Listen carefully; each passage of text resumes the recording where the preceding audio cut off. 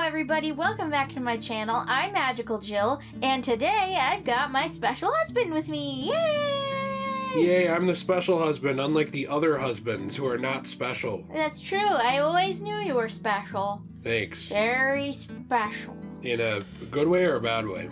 Or like in a positive way or a derogatory way? That's up to you to figure out. Okay, fair enough. So what's this video about? Why am I in it? Well, this video is about why I love video games, and I thought because you also love video games that we could talk about why we love video games together. Alright, audiobook time. Woohoo! We have to talk about books, right? No. Oh. No, video games. Video games, not books. Okay, well, I'll do my best. Are you stupid? One of the biggest reasons that I love video games so much is the fact that without them, I would have never met you. Oh my. And that's true because the reason I met you is because I was really obsessed with Batman and I was playing Batman Arkham Knight and then I found your channel because of that and I found you. And if it hadn't have been for me playing video games, I would have never met the best person in my life and I would have never gotten 2 cats that I love very much and I would have never gotten a nice house and I wouldn't have never gotten a family that loves me. Aw, Jilly, that's nice. And that's one of the biggest reasons why I love video games so much. You know what's really crazy? We have the Riddler to thank for our marriage. We do, actually. Because you were looking up basically Riddler trophies. I was looking up how to do the Riddler trophies because I was so annoyed about the fact that I couldn't watch the final cutscene of Batman Arkham Knight. The Nightfall one, right? Yeah, the Nightfall one. And eventually I just kind of was like, alright, there's too many. I'm giving up. I'm just going to watch the cutscene on YouTube. But because I was looking up so much stuff about the Riddler and so much stuff about Arkham Knight in general on Google, my Google account started getting videos recommended to me about Arkham Knight, and that was during the 6-month period where all you posted was Arkham Knight. Well, okay. More like just Arkham. Yeah, that's true. That's fair. Not just Arkham Knight.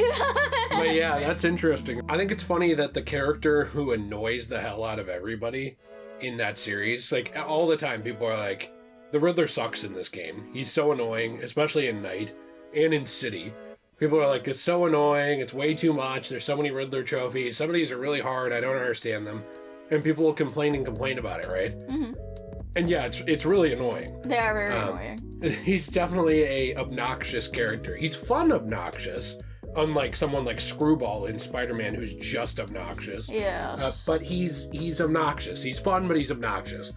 But, like, it's funny to me that such a character that has so much negativity around him in terms of this video game series in particular is part of the reason why we got married. I know. Isn't that crazy? Because if it weren't for all of his ridiculous puzzles and it weren't for Rocksteady, doing all of those, you never would have, like, found my channel and we never would have started talking.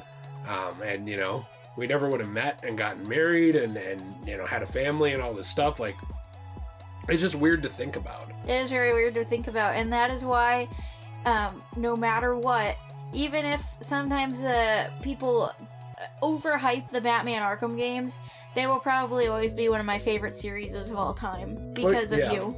Well, no, me too. And I think because of me, yeah. Yeah. No, and I think too for me, it's one of those things for me where I really like making those videos on my channel. I am always like kind of trying to do other things, and sometimes it feels a little frustrating to feel like people ignore those things because they matter a lot to me. Mm-hmm. But Batman Arkham, no matter what, I mean, 1, they're just good games, and 2, I think they'll always matter to me for the same reason. Like, it's kind of crazy how you can meet people through things that don't really matter that much. I mean, like, they matter, but like they're so tertiary to like this normal day-to-day struggles of your life. Yeah, definitely. Like it's crazy. Like you can play Assassin's Creed and then go on Reddit and meet your future best friend. Yeah. Complaining about Assassin's Creed, or like in our case, have a marriage come from Batman Arkham. Or I know that for me, another memory I have with Arkham real quick is Nate used to come over after school and we would hang out and we would do Riddler trophies together. It was also indirectly responsible for your friendship with T.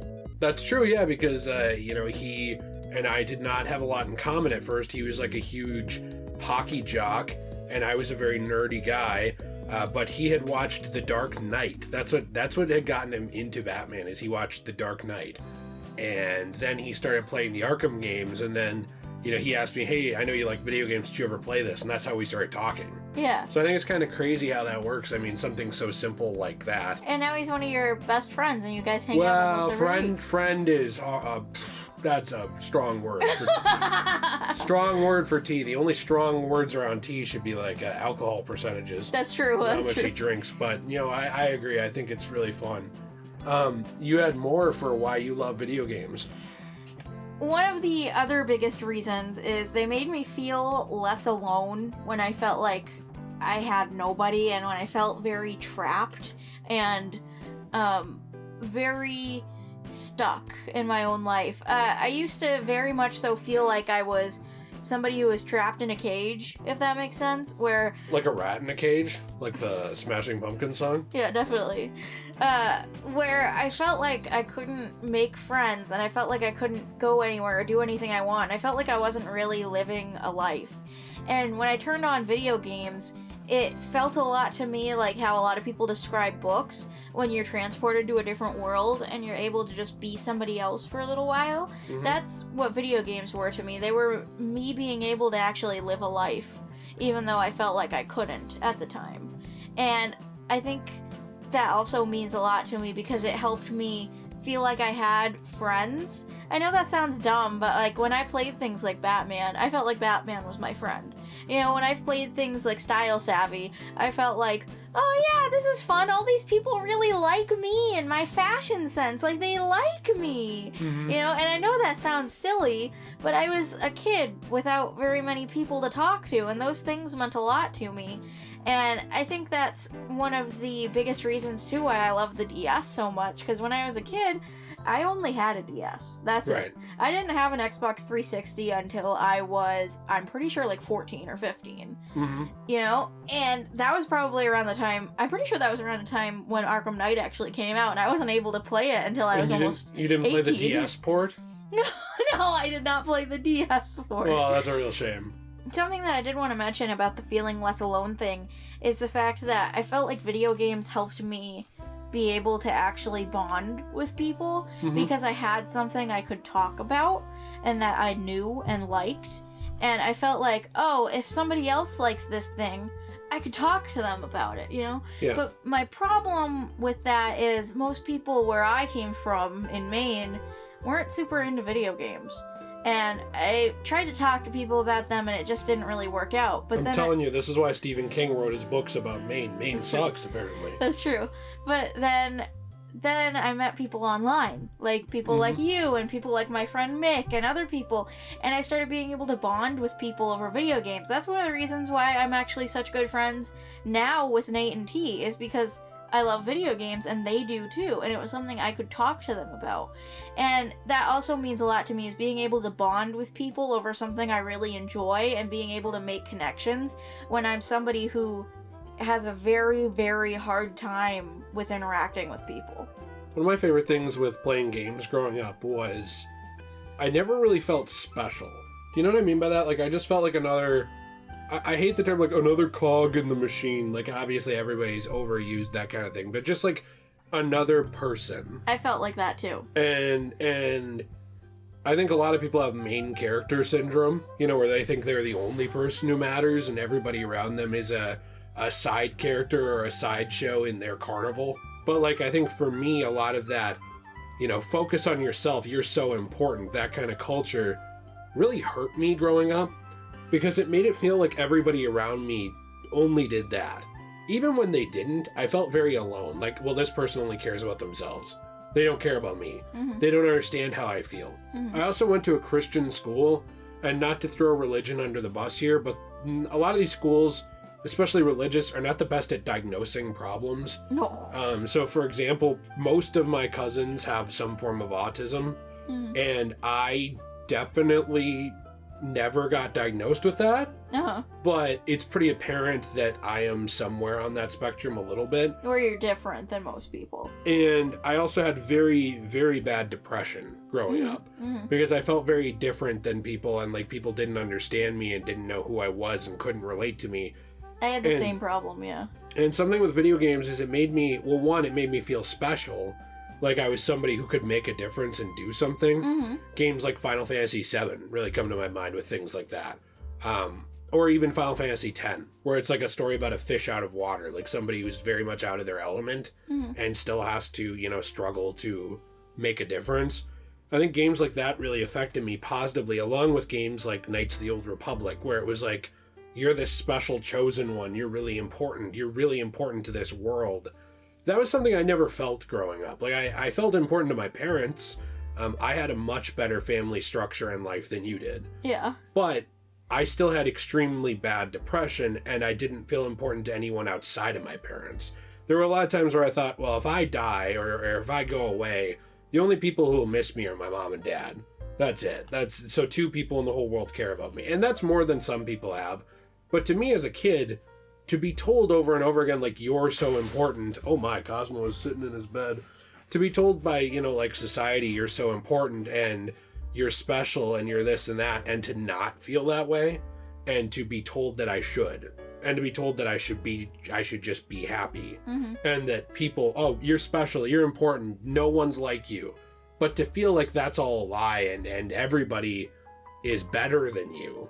You know, for me, that's kind of how I felt growing up. But then video games, they let me be someone like Cloud Strife, who also had depression, who had problems, but who overcame them. Or someone like Batman. Batman's not well adjusted. No. He's a mess. Yes. But he pushes through that stuff and makes a difference in the world. And I think in a lot of ways that's where my mental stamina came from, of the idea of how I handle certain problems. Cosmo has decided to be as loud as possible here. And when I looked at him, he's just looking up at me like, what do you want, Dad? But I think that's where some of my mental stamina came from, of like, I don't get to just quit. I don't get to just shut down and not live and not do anything. I have to do something, and I have to live a life. If these characters, you know, even though they're fake, if they can be this messed up and still do something, why can't I? That's something that also really helped me too growing up. And, you know, you were one of the people too who actually made me feel special. You and Barbie. And I know that sounds also kind of silly. Well, we look very similar. Me and Barbie. Yes, of course. But Barbie always, growing up, was somebody to me who genuinely said, you can be anything. You know, it doesn't matter who you are. You could just be some normal girl, and you could end up something amazing someday. And she always showed that to me time and time again in all of her movies and her video games and stuff. And you really liked her video games. Yes, and she was a very big role model for me growing up. And one of my favorite movies ever is Magic of the Pegasus, and it's also because I loved the Game Boy game. I loved that Game Boy game to death. I played it so much. With Wendell, right? Is that his name? Yeah, I'm pretty sure that was his name, Wendell, or no, it was Wenlock. Sorry, not Wendell. Wendell, that's really funny. No, some nerdy name. But yeah, I mean, that's also something that really means a lot to me, is these characters. I think to myself, they'd want me to keep going. Even though they're fake, who cares? They'd want me to keep going. I take their values to heart, especially people like Sailor Moon and Barbie and Batman. I take those things to heart, the things that they say and do in their games and in their movies and in their TV shows. And I've always been very, have my head in the clouds kind of person, if that makes sense. Like, I get very obsessed with these sorts of things, and I just want to play them all the time. And that really helped me a lot with life, because I used to also be extremely depressed, and the only thing that I ever really felt motivated to do was play video games, and that's it. And that's what helps keep me going. And I think it's interesting how something so dismissible, you know, something that a lot of people will say, like, well, they're just wasting their time on those dang games, you know, like that kind of thing, can mean a lot to people. I do think that there are unhealthy levels, you know, where, like, if that's all you care about in life and you never break out of it, I certainly think you can go through struggles and times and periods where that's the case. You know, I don't want to talk too much about this example because it's not my story to tell, but a friend of mine who's not on the channel, his dad lost his business because of somebody else committing a crime who worked for him. And I remember that my friend's dad growing up was very depressed, and I didn't understand it until I was a little older. Mm-hmm. But I remember the one thing he did and loved doing was playing video games. Mm-hmm. And, you know, he would play Dynasty Warriors, and he would play Digimon, I believe, stuff like that, and these PlayStation 2 games a lot. And, you know, I know that, you know, from talking to my friend later on and things like that, a lot of those things are probably the reason his dad's still alive today. I think that's really sweet. Something as simple as playing like Dynasty Warriors 4 or whatever. It kept him around. Some hack and slash type military game. Yeah. Kept someone alive. Isn't that crazy? It's like, you know, you don't know how things are going to affect people. And I saw a story like this too that I talked about a little bit on Twitter one time with Black Flag. I was reading on Reddit somebody who said that they were planning to, I don't want to like get your channel in trouble, so I'm going to like word this carefully, exit the planet of their own accord. And they set a date and planned to do that.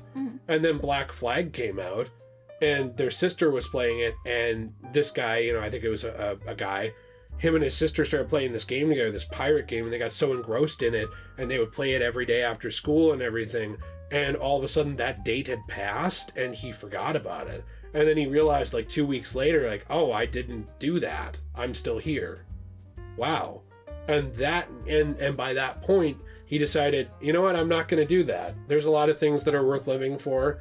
I'm sure this person still had problems, but, you know, they decided, I'm not going to do that. I'm not going to do that to myself and to my family. And there's a lot of reasons to live. And if something as simple as Assassin's Creed Black Flag can keep someone around like that, then there's a lot of obviously even better things in life too. Yeah. I think it's crazy to think, you know, that person wouldn't be here today if it weren't for Black Flag. And nobody working on Black Flag made it for that reason. Nobody was like, let's make a pirate game to save lives. Nobody at Ubisoft did that, but it did. But it indirectly probably saved a lot of lives. Isn't that weird? Every time a famous band releases an album, you know, that probably indirectly saves a lot of lives too. It's very important to people. All of this, what it seems like stuff, it's these distractions. It's more important than that, though. Yeah. Yeah, and it's very meaningful, and that's something that I really appreciate video games for, is that it's something that almost anyone can get into, and it can help them. And it's kind of like therapy. You know, I've been seeing on Facebook lately this advertisement to join a group where you talk to people like as a therapy session while also playing Animal Crossing. That's fun. And I thought that was fun. Like that's a really fun idea. I think that it's crazy how little things like this, I mean, like they're little in the grand scope of life. You know, like you look at like wars and crazy political stuff and day-to-day struggles of like, oh, I don't feel loved or things like that. And a video game, it seems so small. It seems so much like a distraction. But like it can be so much more than that to people and do so much more. And I'd like to make a video about this on my own at some point too, but you know, video games helped me get to know my dad before he died. Because we didn't have a ton in common, and we were both men who were somewhat closed off and didn't really know how to talk to each other.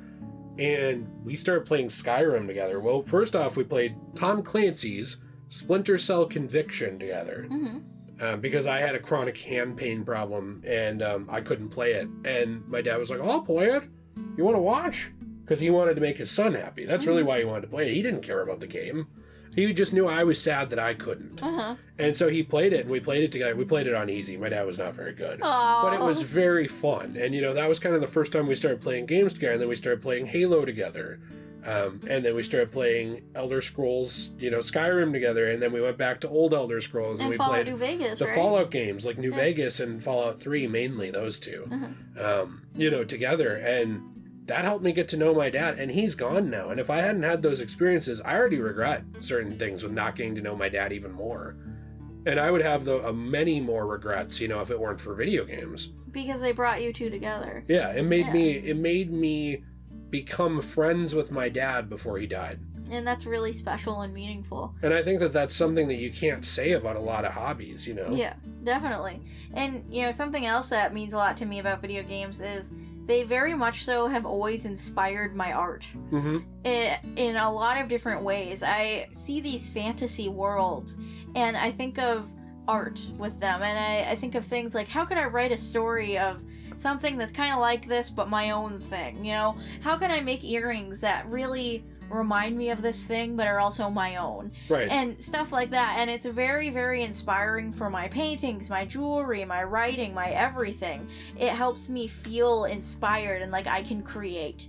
Because seeing these, well, what I think are art pieces of video games being made by these people, I think, wow, this is incredible. I want to make something too. And that has always helped motivate me too into doing my art, and that's one of my most favorite things in the world to do. And I really enjoy that one of my most favorite things in the world is very much so driven by and inspired by my love of video games. And I really love games where you just create stuff. Yeah. That's one of the reasons why I love Animal Crossing. And Minecraft. Yeah, Minecraft is a big one for me. You didn't even mention Minecraft. I don't know why I didn't. That is probably one of my most favorite games of all time. That was one of the first games I ever got that wasn't on the DS. Because I had a laptop and I watched PewDiePie, and I remember he had like 1 or 2 videos on Minecraft, and I saw, oh my gosh, I really like this. And I started looking up other videos on it from YouTube, like Captain Sparkles and what was that other guy who called like the gold swords butter? I can't remember his name.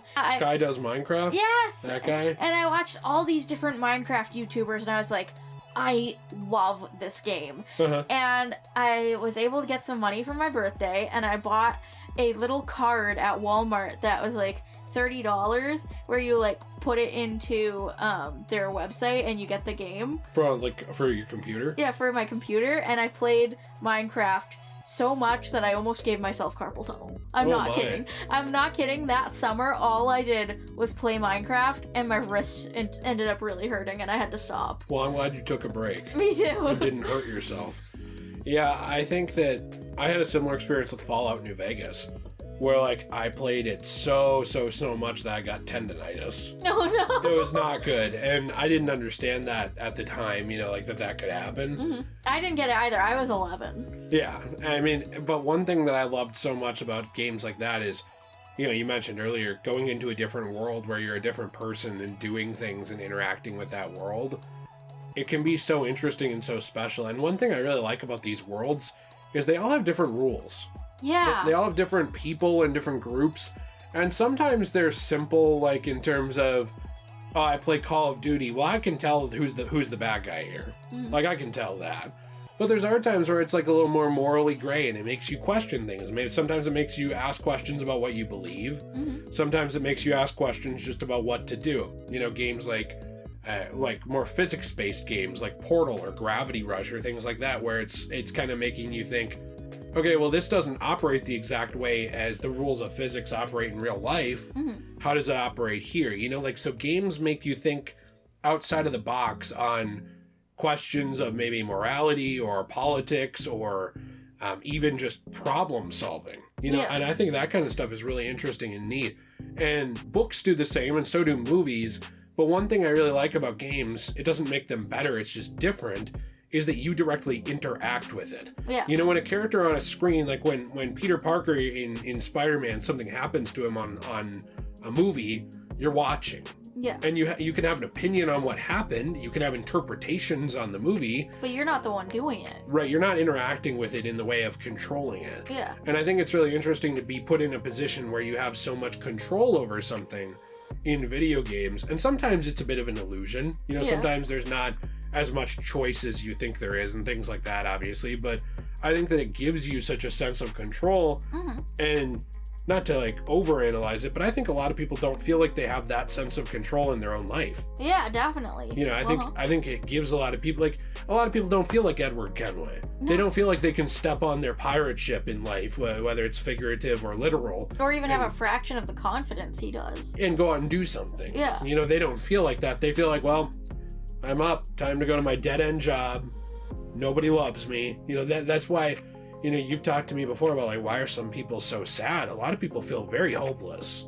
You know, they feel very directionless and like there's nowhere that they're going in life. And video games, I think, bring that hope back for a lot of people. Some of the happiest people I've ever met have been video gamers. Does that make sense? Yeah. You know, and that's something that makes me very happy, is the fact that there's so many people out there where video games just mean a lot to them. But these characters are still trying and going forward and doing it, and it inspires me to be able to keep going and keep doing it, even though I have such a hard time with that, because I have such bad anxiety, and I have a really hard time with wanting to be able to do things like work, like go to work and stuff like that, because I have motivation problems.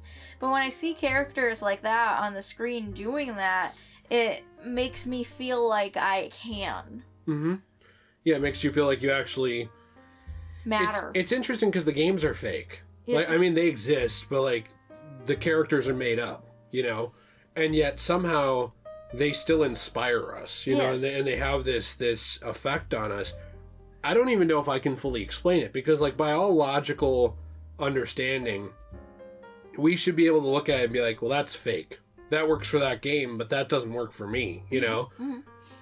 And yet it doesn't do that for us. You know, it's like, it's the same way as like cavemen telling stories, you know, around a primitive campfire. You know what I mean?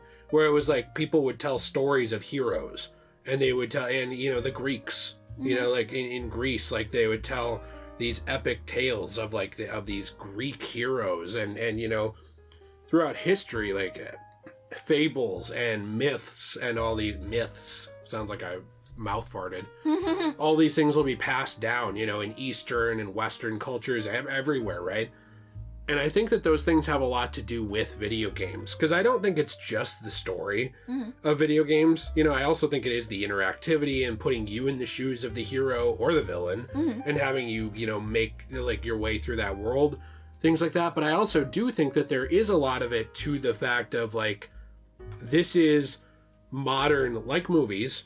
It's another form of modern stories. It's another form of, except you live it. You know, so even in it has some different ways even than movies and books and campfire tales, where like you are given even more agency, and I feel like that plays into why we buy into it, you know, and why we care is like your disbelief is suspended. It doesn't matter that you're not actually Cloud in Final Fantasy VII. When you sit down and play, you are. Yeah. To you, you are. Yeah. And I think that kind of thing is really interesting to me. I'm sure people could write 100-page, you know, college theses on it, people far smarter than me, but I do think it's interesting how like that form of modern storytelling connects with us almost on like a primitive level and makes us see more in ourselves and more that we are capable of. Yeah, I think that's very, very special, and that is some of the many reasons why I love video games so much. I told you that having me in the video would make it longer. I warned you. I know you warned me. I hope you guys all really enjoyed this video. I loved making it, and I hope you guys subscribe and like, and maybe leave in the comments what some of your favorite video games are. And I hope you guys come back and see my channel again and watch some more of my videos. I make some awesome stuff about Sailor Moon and Pokemon and stuff like that, and I have a really awesome shop called EnchantedGlamour.com. It's EnchantedGlamor.com, where I make awesome art and stuff like that.